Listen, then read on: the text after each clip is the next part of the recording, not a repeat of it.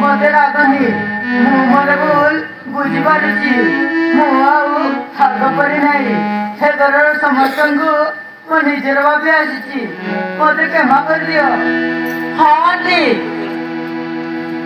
सानो मते देबले क्षमा मांगी जल्दी आमे मते क्षमा कर देबा कोन देखिबो आंटी एबे हम घर हसिबो। हाँ आंटी सानो मा को क्षमा कर देबा।